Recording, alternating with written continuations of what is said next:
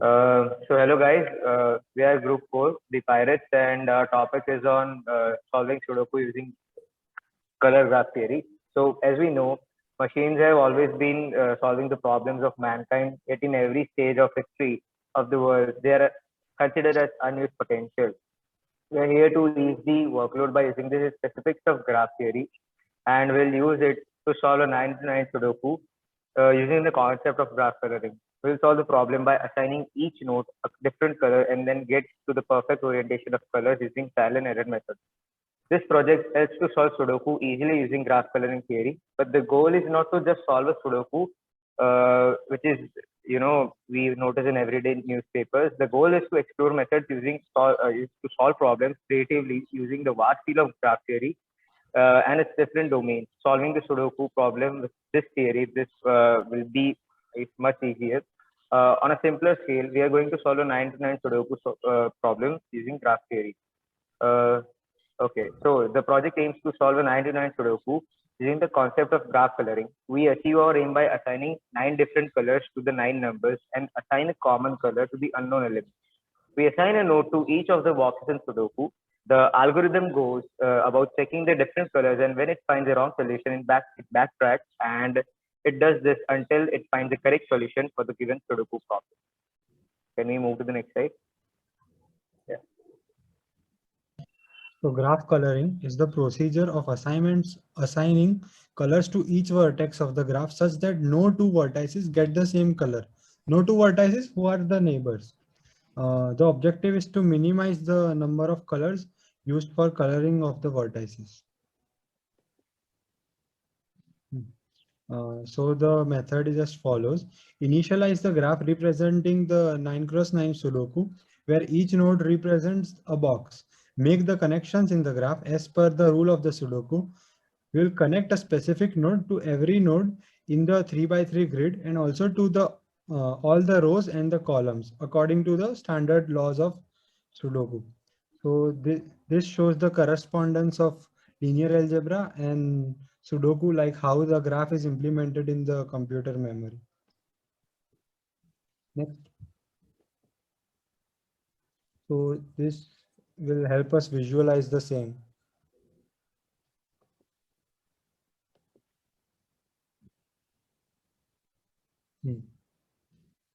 So the method is as follows. Apply the coloring function to color the nodes of the graph. The coloring will assign a color to each number from 1 to 9 and then assign the colors to different nodes. Now, when all the adjacent vertices have been assigned different colors, then we will convert the colors back to their assigned numbers. Now we have our solved Sudoku. Now the concepts related to the linear algebra. So the chromatic number of a graph is the minimum number of colors needed to color the vertices so that no two adjacent vertices share the same color. The chromatic polynomial is a graph polynomial studied in the algebraic graph theory, a branch of mathematics. It counts the number of graph colorings as a function of the number of colors and as was originally defined by George David Birkhoff. Now the chromatic polynomial is connected to the characteristic polynomial which is used to define the eigenvalues. Similarly, the chromatic number is connected to the rank of the matrix. The concept of the adjacency matrix is also used. Now the relation between the chromatic number and the eigenvalues.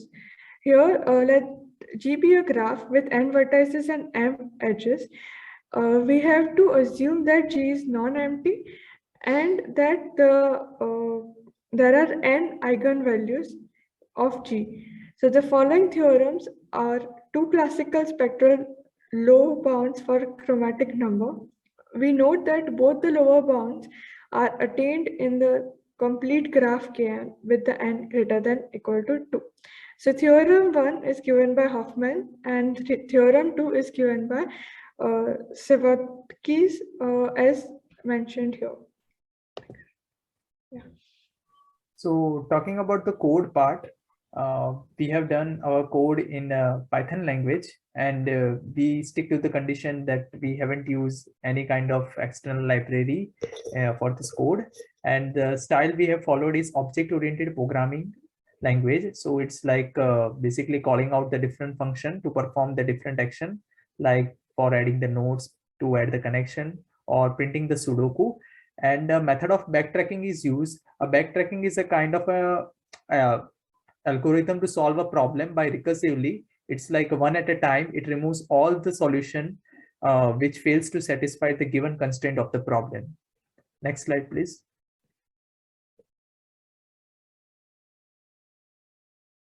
So here are the references for this presentations.